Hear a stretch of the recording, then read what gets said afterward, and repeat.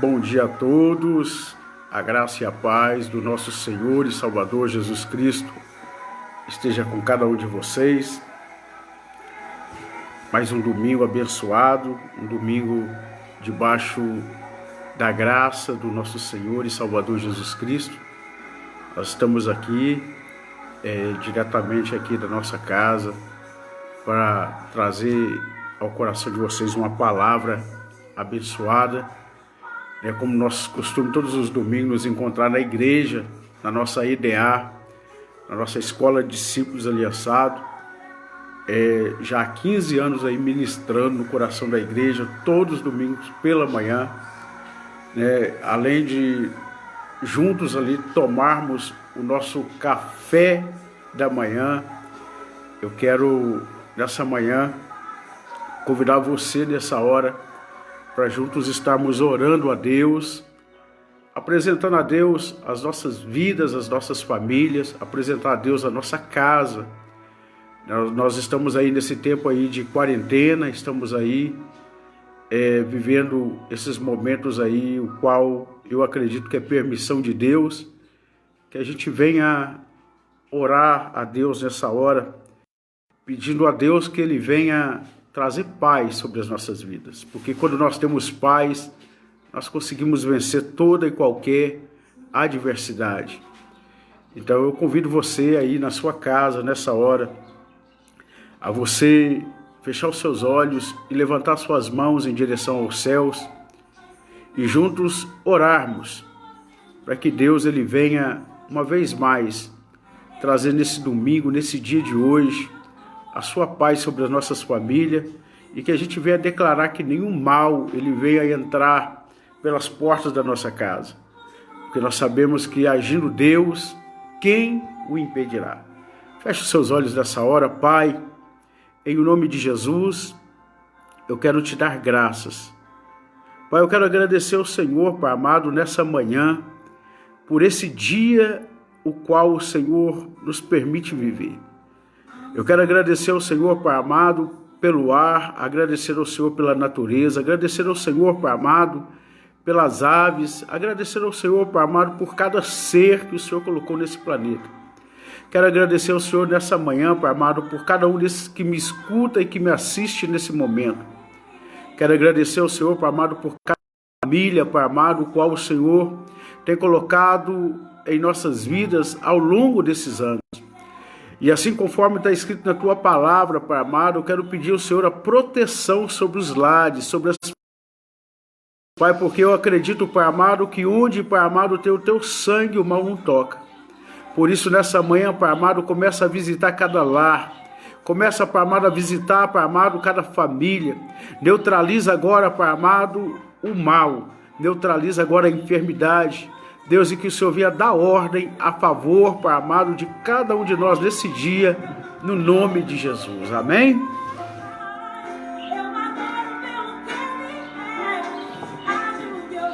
E nessa manhã, eu quero convidar você a abrir a sua Bíblia no livro de Ruth.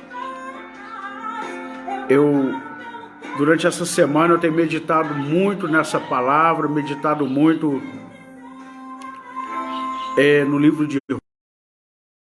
Um livro que tem nos ensinado muito, que me ensina muito, e que ele é um livro muito atual e parece muito com o momento que nós vivemos hoje na Terra.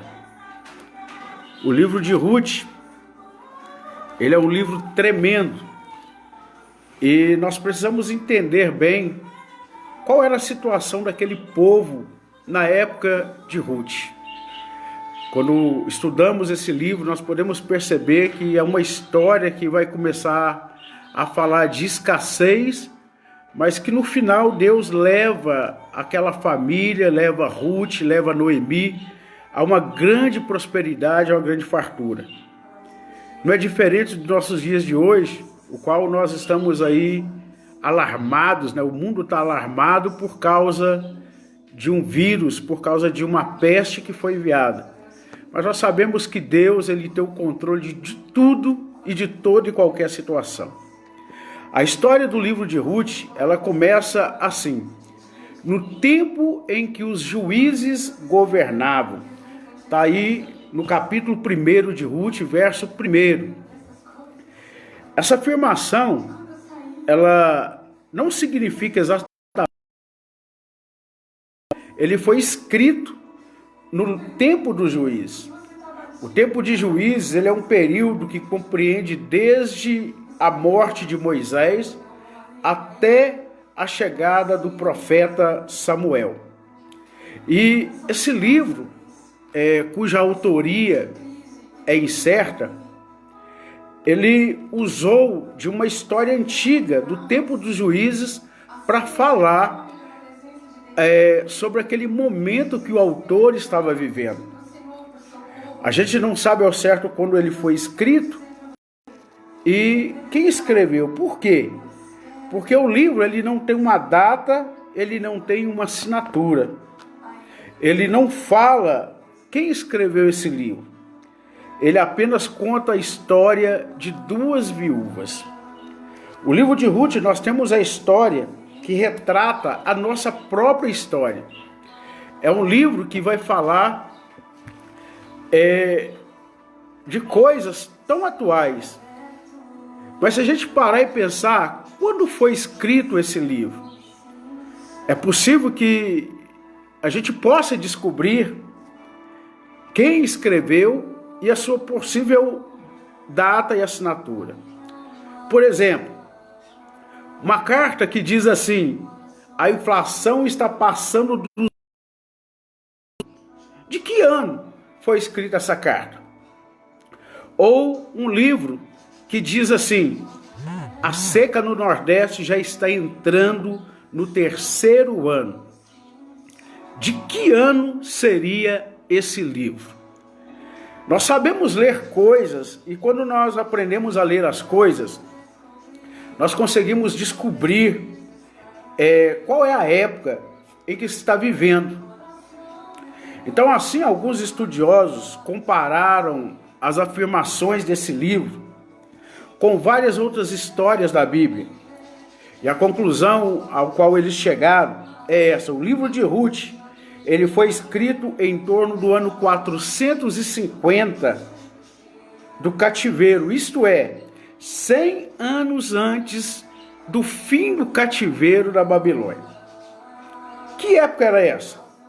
Era a época ao qual Nabucodonosor, rei da Babilônia, tinha destruído toda a cidade de Jerusalém e matou muita gente. Então, a parte do povo que sobrou daquela matança, ela foi levada para o cativeiro. E lá ficou machucada e explorada durante quase 50 anos. Então, no fim, o rei Ciro, o rei da Pérsia, ele acabou derrotando o rei da Babilônia. E ele deu uma licença para que o povo pudesse voltar para Jerusalém. Então, um pequeno grupo foi organizado e eles decidiram voltar para Jerusalém. Mas era um grupo muito pequeno. E, no entanto, apesar de eles terem boa vontade, eles não tiveram grande êxito. Então, desde o dia do retorno até a época do livro de Ruth, isto é, durante mais ou menos 100 anos, pouco ou nada conseguiram. Ao invés de melhorar a situação, piorava cada vez mais. Da situação sofrida do povo que voltou do cativeiro, é que nasce esse livro, é que nasce o livro de Ruth. Eu já posso imaginar daqui a pouco aí muitas pessoas escrevendo livros, contando histórias acerca desse momento, o qual nós estamos vivendo aqui no Brasil e vivendo ao redor do mundo. Nós vamos ver aí muitos livros surgindo, muitas histórias sendo contadas, porque os momentos bons e os momentos ruins sempre vão ser lembrados pela humanidade. Então, na verdade, qual é a situação do povo no livro de Ruth? Eu estava preparando e elaborando essa primeira parte desse estudo E eu decidi fazer algumas perguntas para Ruth. Ou seja, eu fiz uma entrevista com Ruth ao ler o texto. Então, se nós perguntarmos hoje para Noemi e Ruth, qual seria a situação do povo? Se daria para viver, o que aquelas viúvas falariam? Então eu comecei conversando com Noemi e Noemi me disse o seguinte: a situação não era boa, havia muita pobreza e muita fome. E esse relato você vai, se você quiser acompanhar e tomar nota e depois conferir, você vai abrir a sua Bíblia em Neemias 1:3, vai falar sobre isso. Neemias 5, verso 2 e também Ruth 1:1. Noemi prossegue: a maioria do nosso povo vive da terra, mas eles já não tinham mais a terra, conforme Neemias capítulo 5, verso 5. Eu estou fazendo esse acompanhamento de vários textos sagrados, por quê? Porque essa história de Ruth, como eu disse, ela é do período do cativeiro da Babilônia. Então, para a gente compreender melhor, a gente precisa conhecer o livro de Esdras, Neemias e Ruth, que está tudo alinhado nesse período. Então, Noemi, ela prossegue dizendo que o pobre já não tinha mais direito à própria terra.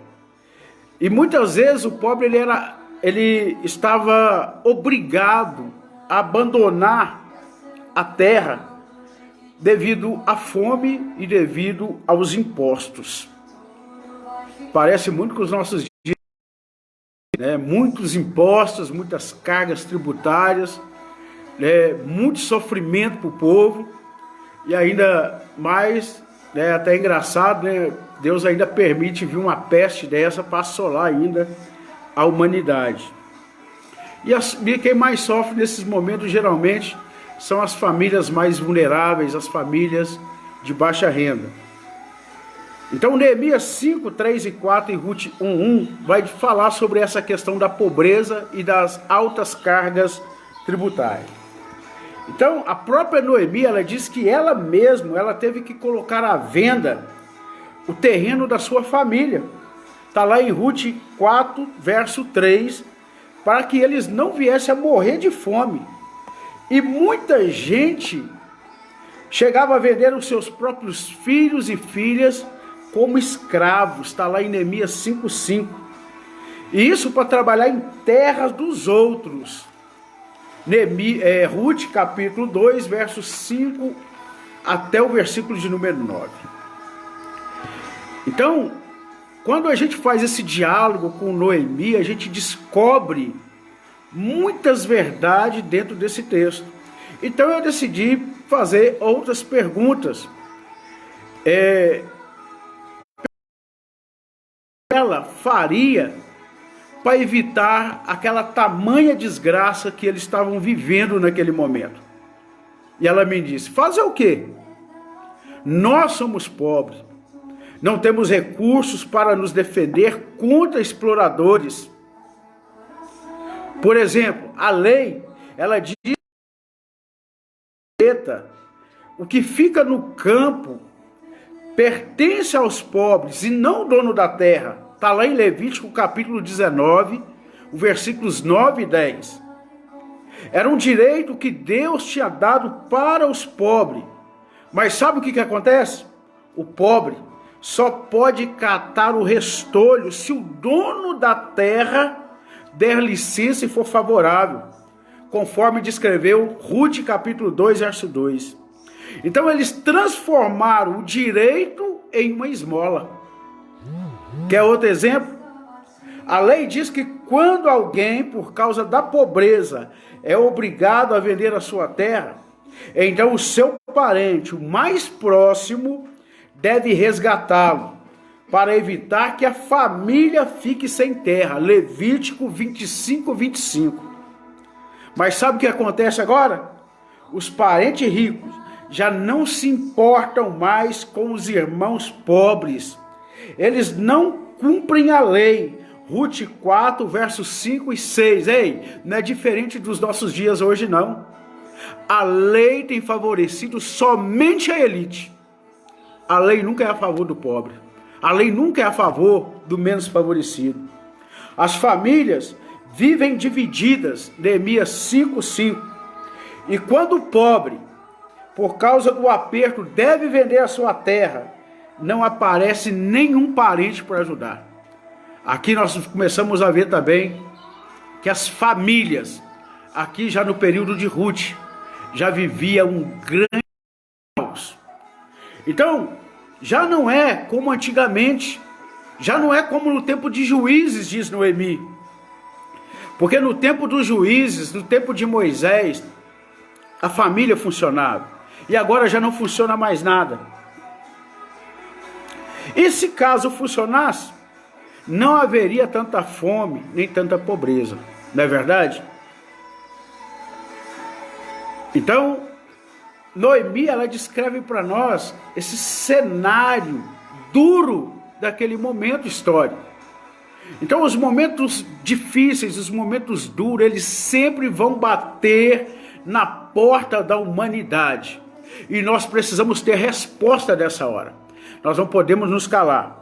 Então, continuando a entrevista com Noemi, eu perguntei a ela: então a senhora acha que a causa do problema está na divisão das famílias? E ela me responde dizendo: olha, quando eu digo família, eu estou dizendo comunidades. Eu estou fazendo do clã. As nossas famílias, elas são grandes e abertas. São várias famílias pequenas que vivem juntas, unidas numa grande família, quase um povoado. Não é assim as igrejas? Não é assim as nossas comunidades? As nossas igrejas, elas são grandes e abertas, e várias famílias pequenas vivem dentro dela. Não é diferente. Então, para a gente vencer, para nós vencermos, precisamos estar unidos nessa hora. A unidade, ela é a chave, o qual vai trazer o resultado da vitória para cada um de nós. Noemi segue. Antigamente, no tempo dos juízes, o outro era obrigação sagrada, era uma obrigação que veio direto do trono de Deus para o coração do ser humano. Ninguém deixava o seu irmão passar. Deuteronômio 15, versos 7 a 8. Ei, é o meu, é papel seu cuidar da igreja, cuidar de cada família da igreja. É o meu papel zelar por aquilo que Deus nos ordenou. É o seu papel como cristão cuidar da sua igreja. A responsabilidade é minha, a responsabilidade é sua. E quando nós olhamos, Noemi, ela prossegue dizendo: a necessidade do pobre acabou com tudo. Ela está obrigando muita gente a migrar e a viver isolado e só, cada qual no seu canto. Olha o que aconteceu no tempo de Ruth, no tempo de Noemi, no tempo de Elimeleque. Olha o que acontece nesse período, um período de isolamento, um período onde as famílias tiveram que aprender a viver só. Então nós precisamos aprender a lutar e acreditar que esse momento de isolamento, ele não é o começo de uma nova história, é o uma nova trajetória, é o começo qual a igreja poderá verdadeiramente mostrar a diferença para o mundo. Nós estamos aqui para ser o sal, a luz do mundo. Ei, sal da terra, luz do mundo, eu e você, marcando essa geração. A grande família que no período de Ruth, ela foi dividida, enfraquecida, conforme relata Neemias 7:4. Noemi, ela disse que tinha parente rico que deixava o irmão morrer de fome, ficando de olho na sua terra, para aumentar o seu patrimônio. Ei, Neemias 5, do 1 ao 5, e Ruth 5, do 4 ao 6. Veja se isso tem cabimento. E não está diferente dos nossos dias de hoje, não. Tem muita gente tirando vantagem em cima dessa pandemia, desse vírus, desse Covid-19. Tem muita gente oportunista nesse momento, esperando a morte do outro para se apropriar daquilo que é daquela família. Então nós precisamos nesse momento clamar a Deus, porque até parece, numa hora dessa, que Deus é injusto. Até parece numa hora dessa aqui, que Deus ele permite o sofrimento e o castigo vir, simplesmente porque o ser humano ele é malvado, mas não são todos. Mas Deus ele vai trazer juízo de tempo em tempo sobre a terra, para que verdadeiramente as pessoas venham a entender o propósito dele, o propósito do Senhor sobre cada um de nós. Noemi ela prossegue dizendo: olha, éramos 4 pessoas, o marido, ela e os 2 filhos. E sabe o que acontece? Não houve um parente, não houve um amigo, não houve ninguém que viesse ajudar aquela família. Eles partiram para terras estrangeiras, pensando que na terra estrangeira era a solução. Eles foram para Moabe, e lá eles passaram 10 anos, o qual eles não conseguiram voltar para suas terras, porque ali a pobreza, a escassez, a fome se apoderou de todos eles. E durante esse período, conforme Ruth capítulo 1, verso 3, morre Elimeleque. E logo depois, os seus 2 filhos se casam com moças de lá, moças estrangeiras. E teve muita gente da religião de Noemi que achou aquilo ruim, conforme está escrito em Esdras 9:2, Esdras 10, 2 ao 10, Neemias 13, 23 ao 27. Mas como Noemi iria arrumar esposas israelitas para os seus filhos em terras estrangeiras? E por fim, o pior acontece, morre também os seus 2 filhos. E agora só fica suas 2 noras, 3 viúvas desamparadas, 3 viúvas agora no meio do sofrimento, sem marido, sem terra, sem nada. E assim é a maioria do nosso povo. Não é diferente do Brasil. A sociedade de hoje. Aqui no Brasil, 1% da população, 1%, ganha mais do que 50% da nossa população. Um povo sofrido, um povo oprimido, um povo que é saqueado, um povo que é roubado por essa política, por esse bando de ladrões que tem governado o país. Nós temos lutado, porque nós acreditamos que nós, como cidadão, podemos mudar essa realidade. Mas nós precisamos verdadeiramente que Deus, Ele mude essa nação, mude esse país, para que nós venhamos ter governo justo, honesto, que venha se importar verdadeiramente com a nossa sociedade, com o nosso povo. E quando eu olho para Noemi, eu decidi fazer uma última pergunta para ela. Eu perguntei para ela quais seriam, na opinião dela, os maiores problemas do povo.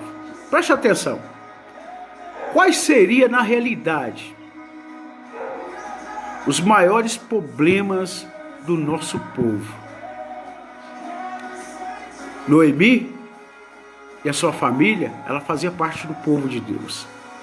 Eu e você fazemos parte do projeto e somos povo de Deus. E quando eu perguntei para Noemi quais seriam os maiores problemas do povo,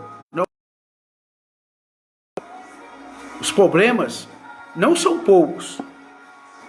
Em primeiro lugar, a fome e a pobreza. O povo não tem o que comer. Ruth 1:1, Ageu 1:6. Tem muita gente nas redes sociais pensando que tá tudo bem. Ei, tenha medo da fome e da pobreza. O país, para muitos, é desconhecida. Tem muita pobreza, tem muita fome dentro de muitos lares. E nessa hora, eu convido você a se preocupar com o seu vizinho, a ligar para os seus amigos, a ligar para essas pessoas,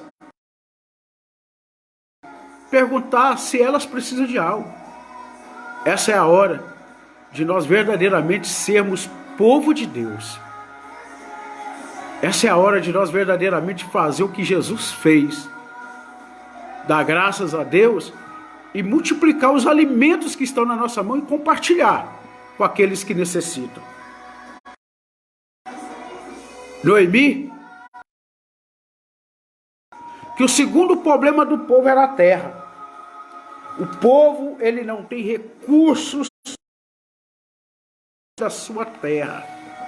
E eu pergunto hoje, no meio de um Brasil desse tamanho, onde 1% detém todo o poder e a economia do país, o que os 99% vão fazer?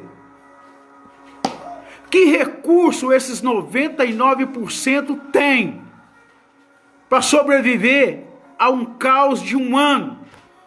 Porque o nosso país, ele entrou em estado de calamidade pública até 31 de dezembro de 2020. E eu pergunto para você,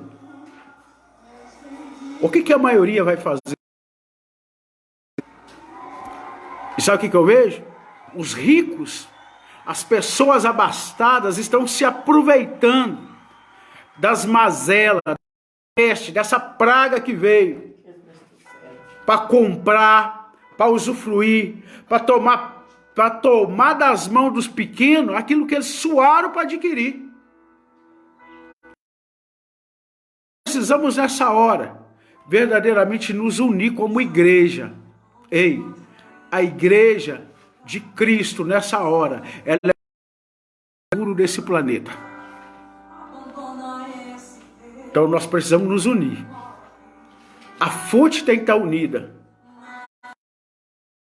Tem que estar verdadeiramente unida. Nós somos um só corpo. Nós somos um só povo. Nós somos uma só família. Vamos cuidar um dos outros. Noemi me disse ainda que o terceiro grande problema era as famílias. A família agora ela já não consegue no meio de seus parentes. Por quê? Porque as necessidades veio a obrigar a eles viverem divididos, espalhados, tendo que ir até para conforme está lá em Jeremias 5, do 1 ao 5.